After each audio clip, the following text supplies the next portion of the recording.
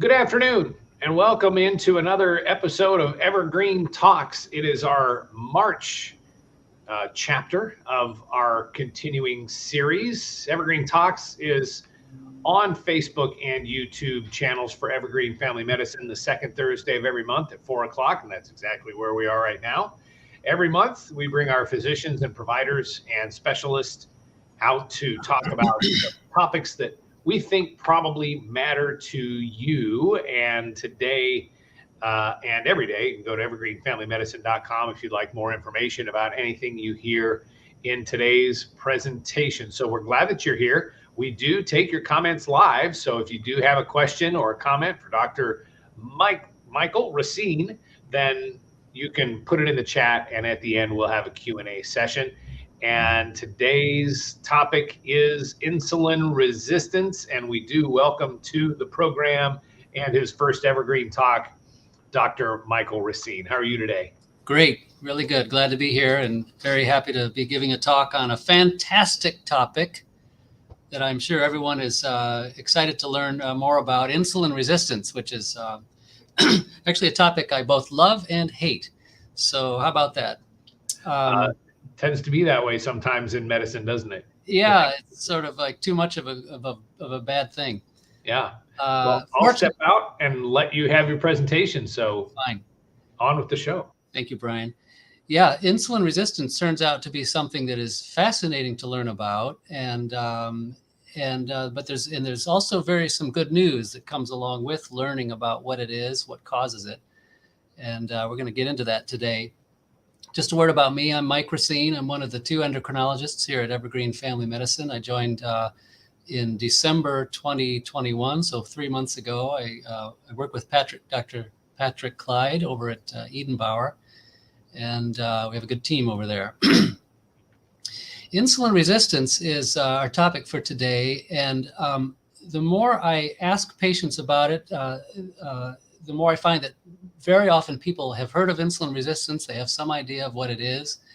They know it's important, and they have some idea of what it's involved with and what it causes. And it's very interesting to talk with people about insulin resistance. There are quite a number of different sorts of ideas or views about what it is and what causes it. And so I hope we can clear up some of that, some of the murkiness surrounding insulin resistance. When we're going to talk about insulin resistance, we of course want to talk about, first of all, insulin and what it is designed to do, how it works, what job it does. And then we're in a position to know something about when it goes wrong, when things aren't working, we can work out what went wrong exactly. And that's kind of the crux of my talk today, the fascinating information about how insulin resistance was puzzled out in such a way that we now know in quite good detail exactly what's going on with it and how to reverse it. But first of all, what is insulin and what does it do? We can do the next slide. Insulin is a hormone, as you probably know, that's made in the pancreas, certain specialized cells in the pancreas called beta cells, sometimes called islet cells. Their whole job, their whole world is revolved around measuring the blood glucose level continuously, and in response to a rising blood glucose level, making and releasing into the bloodstream insulin hormone. So insulin is a pancreatic hormone which helps glucose move from the bloodstream into cells, into organs, into tissues. Glucose, of course, sugar, blood sugar. Glucose is the preferred source of energy for our cells. So in fact, all of our organs are designed to burn glucose for fuel. So you can kind of think of as glucose as being gasoline almost for your organs.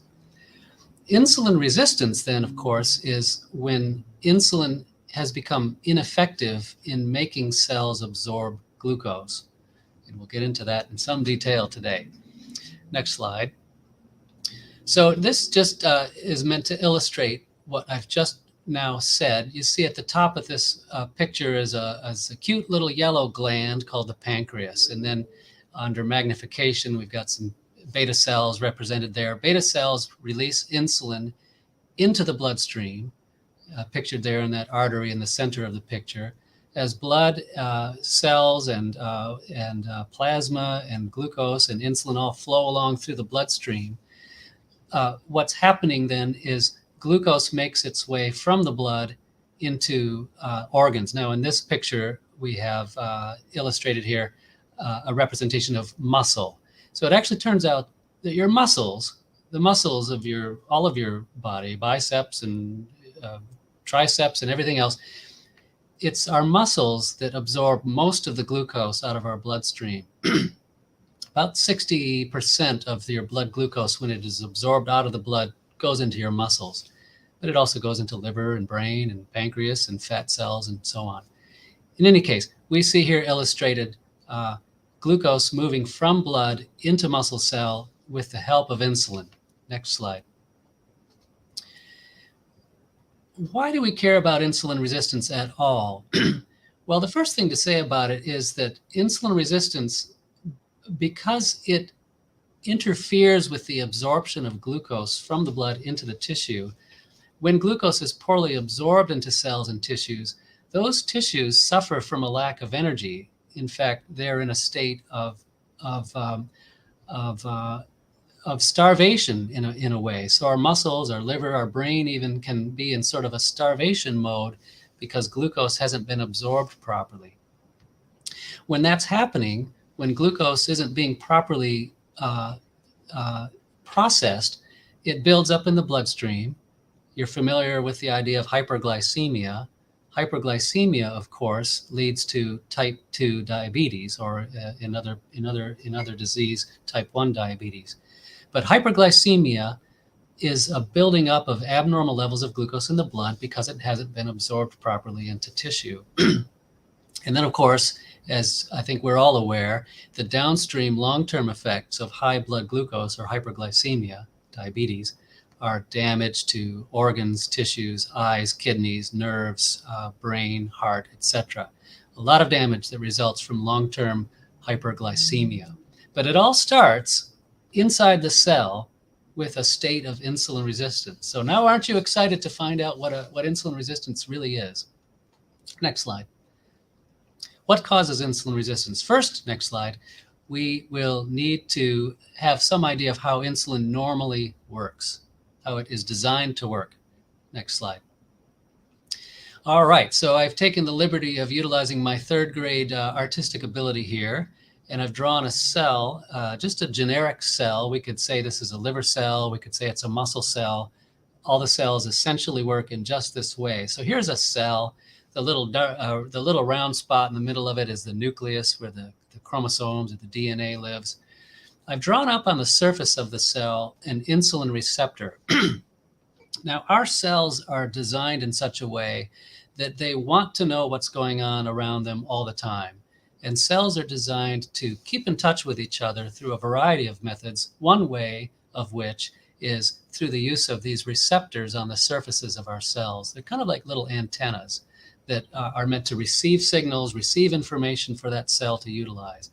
So here's an insulin receptor. You'll notice that it has an outer portion. I don't know if my mouse is visible on the screen, but I'm circling the outer portion of this insulin receptor. It looks like kind of I've drawn it as though it's like a football goal thing. Yeah, thank you, Brian. That outer portion is on the outside of the cell. And then we see that the receptor has a stem that crosses the cell membrane and comes to the inside of the cell and is lodged on the inside. So we have a receptor that crosses the cell membrane. It lives outside and inside the cell at the same time. Okay, next slide. Now here I've drawn a couple of glucose molecules. This is meant to signify the idea that maybe we just ate lunch, our blood glucose level is rising. Next slide. As blood glucose level rises, there's the pancreas gland always keeping watch over the over the glucose level. The pancreas senses that blood glucose rising. You just had your meal, pancreas recognizes blood glucose rising. Pancreas recognizes, aha, my brother and sister organs are going to need some insulin to absorb that fuel, to absorb that glucose. So pancreas submits to the bloodstream insulin. Next slide. Insulin is designed like a hand-in-glove fit with the insulin receptor. They're designed for each other. And what happens is insulin finds its way to that outer binding portion of the insulin receptor. Next slide. And when it binds that outer portion, it's kind of locked in there temporarily. Next slide. What happens next is very interesting. When everything's working fine, the interior portion of the insulin receptor, having received insulin on the outside, the interior portion sends a signal to the cell, a series of signaling, they're called second messenger systems, that in effect are intelligence to the cell, instructions to the cell that tell the cell, hey, absorb some glucose. I think of it as the insulin signal tells the cell, hey cell, we got some insulin out here. Evidently you're hungry and it's time to absorb some glucose, so absorb some glucose. That's the instructions to the cell. Next slide. What happens next, the cell responds to that by we call it translocating out to the outer wall, out to the outer surface of the cell, these little opening passageways. They're called glucose transport proteins. And if in effect they act like an open door on the outside of the cell, glucose molecules outside the cell in the bloodstream know how to find their way through that opening. Next slide. So glucose is absorbed into the cell. Glucose molecules come into the cell. Next slide. Glucose molecules are actually loaded with quite a lot of biochemical energy. They yield their energy to the cell. The cell gets its energy supply. The cell stays fed and healthy and functional. That's a state of normal insulin sensitivity. In the meantime, the blood glucose stays regulated, doesn't go too high, doesn't go too low. State of health. Now, moving along to the next slide, we're now prepared to talk about what happens in a state of insulin resistance. Next slide. Okay, up to a point, it's the same, interestingly. Blood glucose rises, I just ate my breakfast. Pancreas gland recognizes that rising glucose. Pancreas says, all right, here's your insulin. Insulin binds the outer part of the receptor, all normal so far. But you'll notice I've drawn on this, in this case, the inside portion of the insulin receptor has failed to send its signal, or it has failed to get its signal across to the cell. So I made kind of like a little slanting roadblock there. So in effect, the problem in insulin resistance lies right there on the inside of the cell, and it's a problem with the insulin receptor. Next slide. Yep, I've circled there. That's where the problem is. The insulin receptor fails to properly communicate with the cell. This is a state of insulin resistance. Now, as a consequence, since the cell doesn't open up its doorways to absorb glucose, glucose doesn't come in, or not nearly so efficiently. Glucose builds up on the outside. It's pretty easy to see how that can become hyperglycemia if things get out of hand, and that becomes type 2 diabetes. Too much glucose floating around the bloodstream. The real problem with type 2 diabetes is actually on the inside of our cells. The floating around high glucose level is really, in a way, a symptom of the real problem, which is inside the cells, and it's insulin resistance. Next slide. Well, they started to puzzle through this in some detail back in the 1990s. And a lot of really smart guys, men and women in labs around the world were working on this, particularly in places like New Haven, Connecticut. Well, when they puzzled this through with some ingenious studies, what they found out was this. The cause of the insulin resistance turned out to be, next slide, turned out to be the presence inside cells where they don't normally belong, the accumulation of saturated fats. Chemists might call them saturated fatty acids. So I've written SFA, SFA. This cell is glommed up with a bunch of saturated fatty acids. And it turns out it's fatty acids, saturated fats, that interfere with the insulin receptor on the inside of the cell. And so on the outside, I've drawn T2DM, type 2 diabetes mellitus, is the final result of that problem. Saturated fats.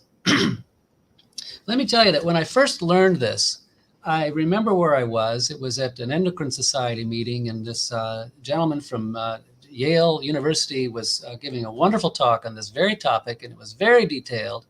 I took copious notes, and it wasn't until 3 or 4 or 5 years later that I realized the importance of what I had learned in the lecture that day. It just kind of flew over my head. Oh, that's interesting. Saturated fat. So I wonder what's for lunch. Very fascinating. Very relevant to our daily lives. Next slide. So to summarize so far, insulin resistance is caused by our cells being packed full of saturated fatty acids, or we could just say saturated fats. Saturated fats inside our cells poison the insulin receptors, preventing them from properly transmitting the signal of insulin to the cell. This prevents the cell from properly absorbing glucose and results in rising blood glucose out in the bloodstream, and eventually type 2 diabetes mellitus, type 2 diabetes. Next slide. What is insulin resistance? So it is the buildup of excess dietary fat. Now, I haven't said that to you yet. We'll get there in a moment. But it does turn out that saturated fats are getting into our cells through what we eat. So the buildup of excess dietary fats inside cells that aren't meant to store fat, I might add. Muscle cells are not designed to store fat. Liver is not designed to store fat. The pancreas isn't supposed to be storing fat. Adipose tissue is supposed to store fat. In a state of insulin resistance, we find fat infiltration throughout many organs, including liver and muscle. And I wanted to tell you that we should really talk about diabetes, or at least be aware of talking about diabetes as less fundamentally a problem of high blood glucose, though clearly that's a problem, and more as a problem of the body not being able to properly process glucose. All right, next slide. One way this has been articulated is that insulin resistance is a state of fat toxicity. Did you know fat could be toxic? It can be. Saturated fats can be. Fat toxicity within the muscles, liver, adipose tissue, and pancreas. So in a sense, it's quite true to say type 2 diabetes is a disease of fat toxicity. Next slide. All right, well, if type 2 diabetes is caused by insulin resistance, does insulin resistance cause any other diseases? Next slide. I'm glad you asked. As a matter of fact, type 2 diabetes is only one of many diseases and disorders that are the result, directly or indirectly, of insulin resistance. So these include, in addition to diabetes, polycystic ovary syndrome. Polycystic ovary syndrome, as you may know, is the most common cause of absent periods in women, other than pregnancy. And polycystic ovary syndrome has at its core a real problem with insulin resistance affecting the ovaries, among other tissues. Next, we have fatty liver disease. You've heard of fatty liver disease. Fatty liver disease is the fatty accumulation within the liver of fats that don't belong there.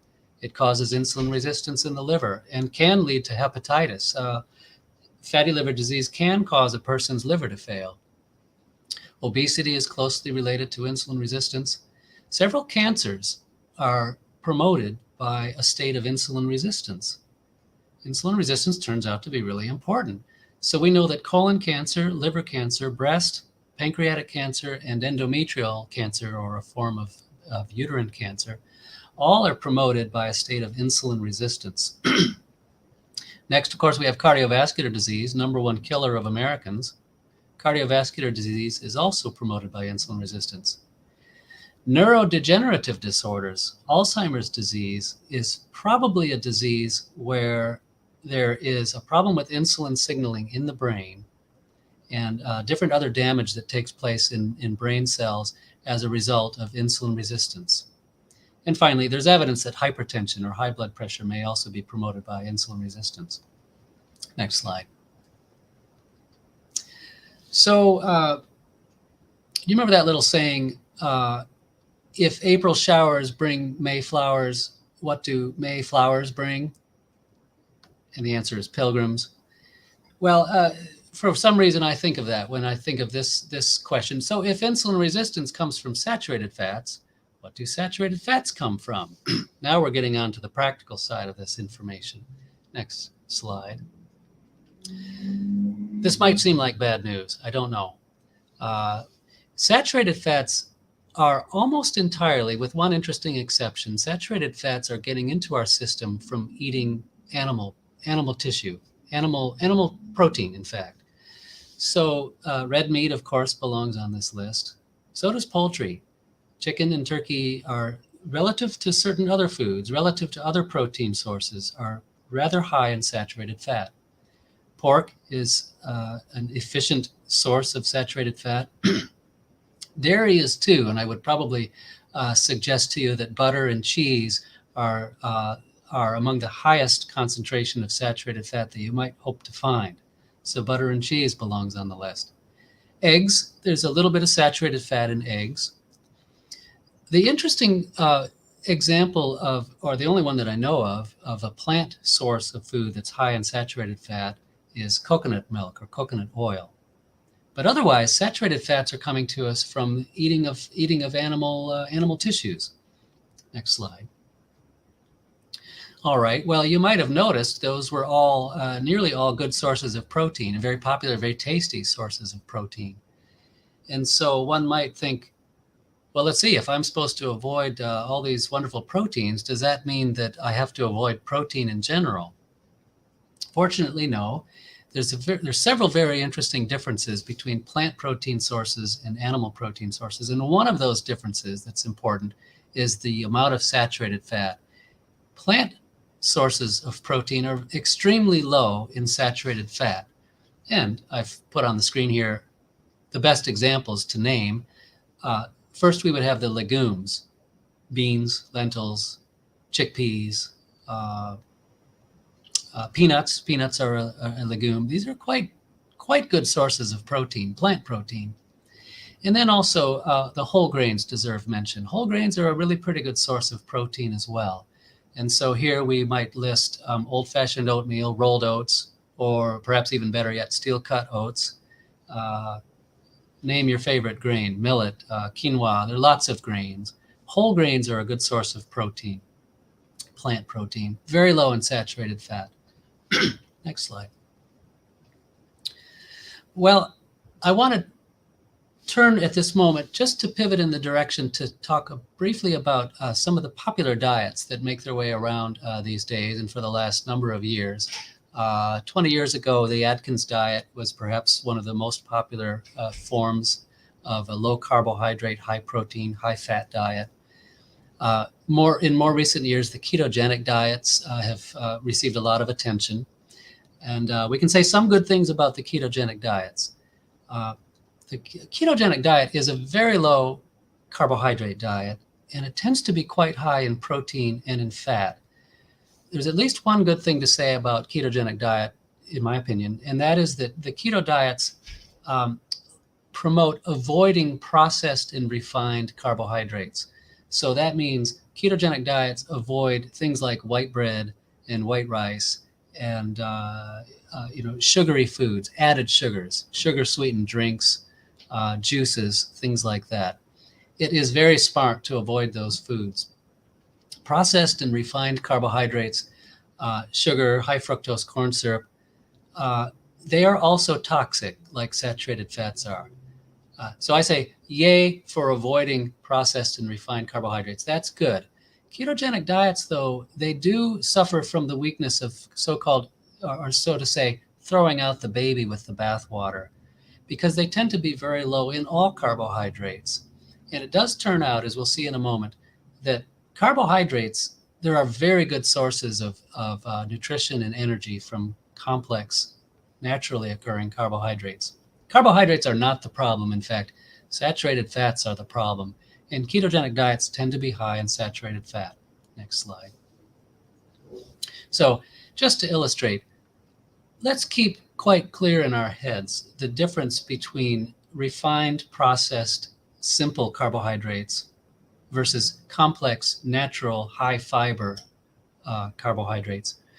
Carbohydrates that are presented to us kind of directly out of the ground, the way the plants design them and present them to us, those are complex carbs. And there are lots of good benefits to eating complex carbohydrates. It's what we do to complex carbohydrates in the processing, the refining, the removing of fiber, the removing of nutrients that turns them into simple carbohydrates. best to avoid those. So on the left side, we have sugar soda and potato chips, and pasta is a refined carbohydrate, and cookies includes not only sugar, but also oil, usually some saturated fat. You'll want to stay towards the right side of the screen for your carbohydrate intake. Next slide. Well, so ketogenic diets and low carbohydrate diets have been very popular for some interesting reasons, which we'll get to in just a moment. But Atkins diet, ketogenic, South Beach, they tend to be high in animal protein. I haven't mentioned yet to you the fact that animal protein is really quite hard on kidney function. The kidney really doesn't like animal protein. Interestingly, plant proteins aren't nearly so hard on the kidneys. The low carbohydrate diets are high in saturated fats, which produce insulin resistance. The reason why they can be so popular is they do tend to promote weight loss in the short run. And so in the short term, individuals may be quite happy with the weight they've lost on a low carbohydrate diet. It turns out that the weight that's lost on a low carbohydrate diet reflects the loss of lean body tissue. So it's the loss of water and muscle in the body. This is known with very carefully done studies. It's quite certain that that's the fact. The weight loss from a ketogenic diet is loss of muscle and water. And sadly, we know from several big studies now that low carbohydrate diets correlate strongly with an earlier death. Death from causes such as increased risk of cancers, increased risk of stroke, and cardiovascular disease. I just can't recommend a low carbohydrate diet, with the caveat that if we're talking about avoiding refined and processed carbohydrates, that's the thing to avoid. But complex carbs are really very helpful to your system. Next slide. I want to say that a diet that's high in natural complex carbohydrates is in fact nature's way of preventing and even reversing insulin resistance.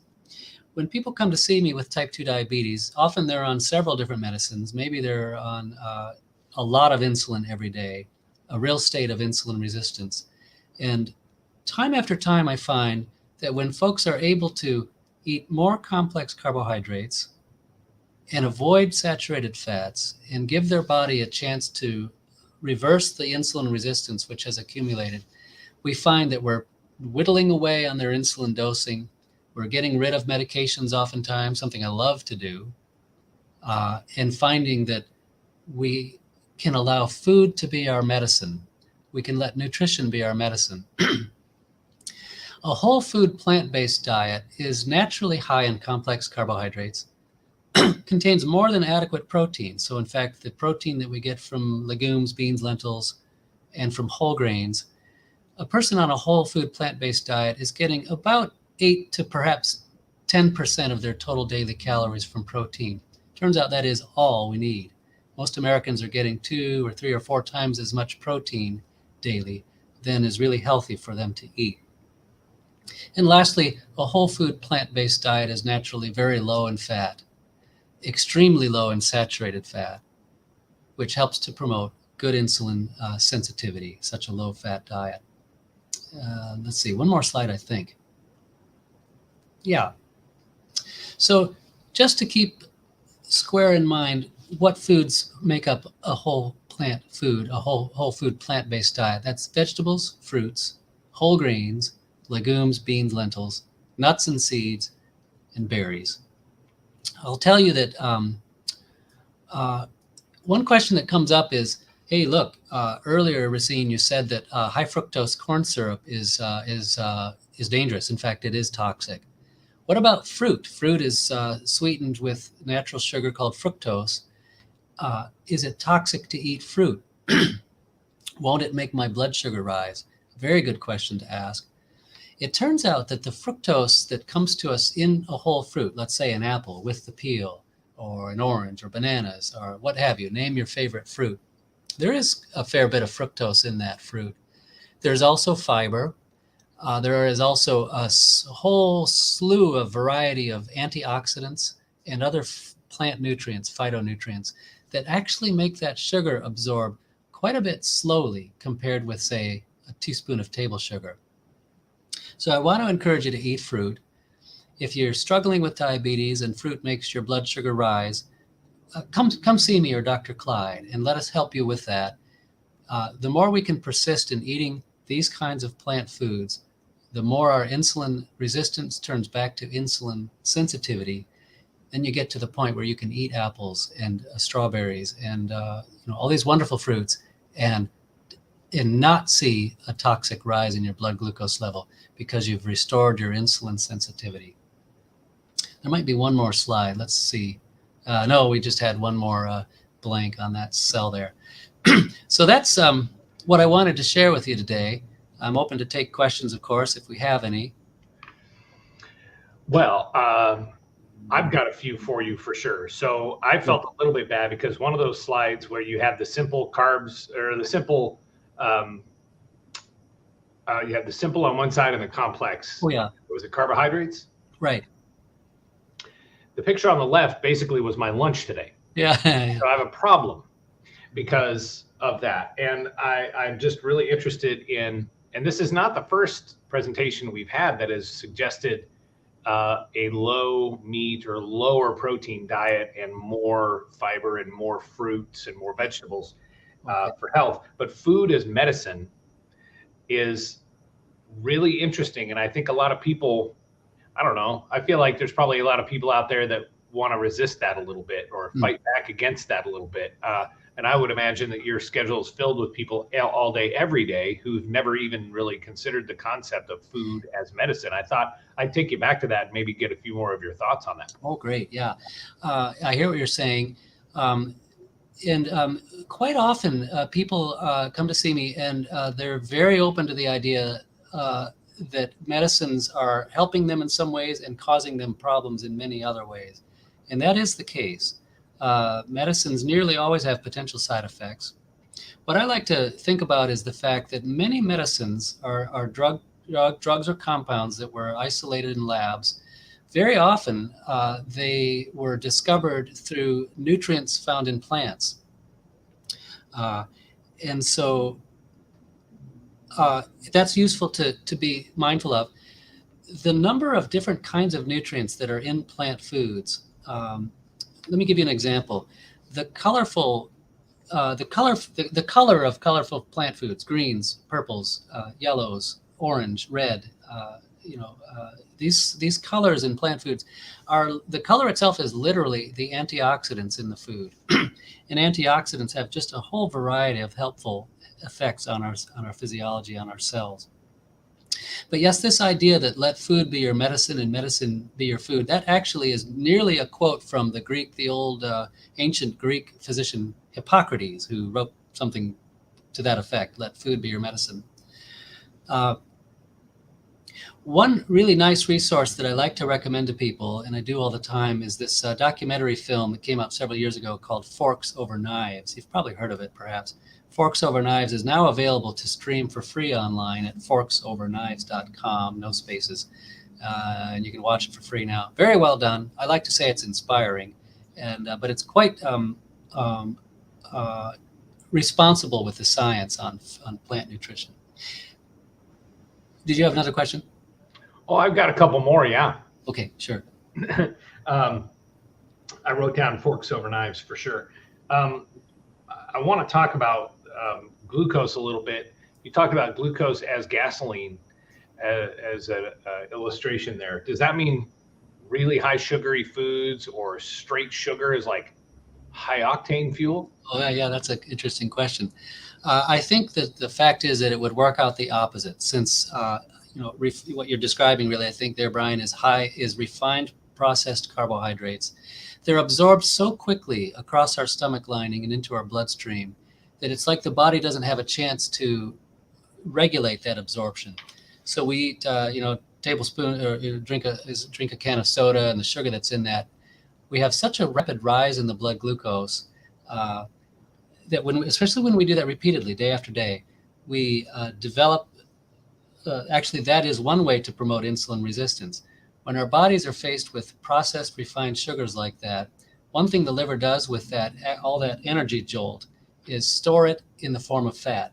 So I meant to mention to you that dietary saturated fats are the main cause of this insulin resistance problem. But over time, a person will develop insulin resistance as well from eating sugary processed carbohydrate foods. I think one of the side effects that you talked about here was obesity. As I get older, I certainly notice that I can't keep the weight off like I used to. How much of that is, I don't know, I thought I would tie that together a little bit. Like naturally, we're going to head toward what feels like maybe a propensity toward diabetes as we get older because of metabolism changing. But I'm not a doctor. Is that true? As you get older, are you more susceptible to diabetes?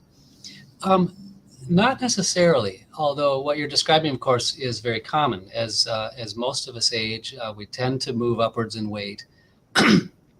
But we know for certain that doesn't happen necessarily in human physiology.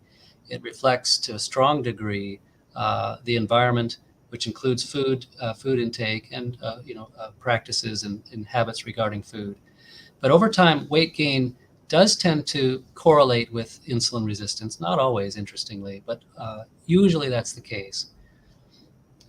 We find that people that live in parts of the world where they just naturally eat a lot of plant-based foods, they tend to live into their 70s, 80s, quite slender, quite trim, very low risks, very low rates of cardiovascular diseases and cancers and things like that. They die of other problems in parts of the world that I'm thinking of.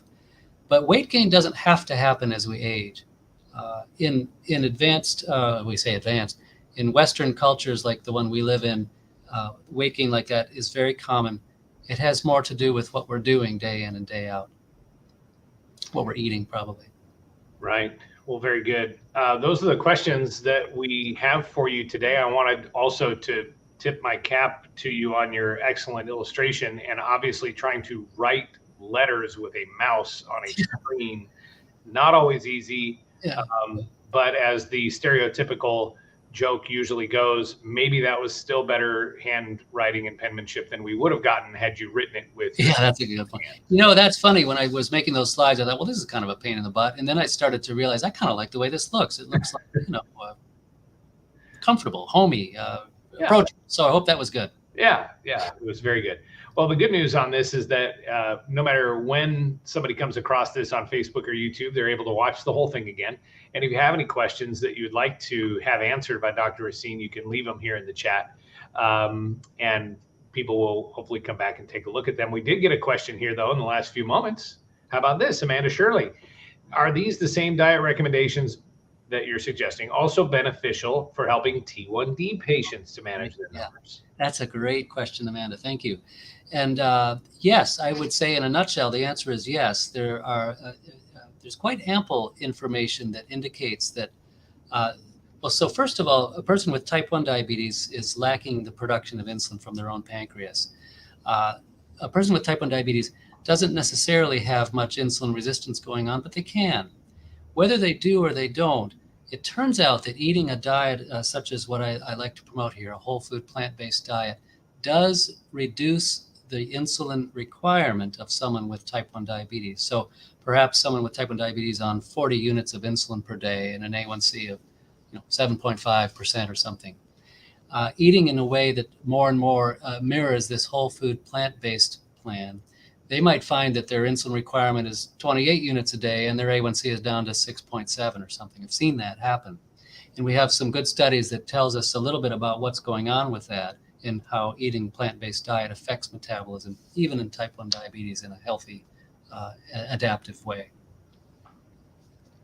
Thank you for that, Amanda. And of course, throughout Evergreen Talks, we can always take questions from people writing them in the chat. But this basically takes us to the end of our presentation today.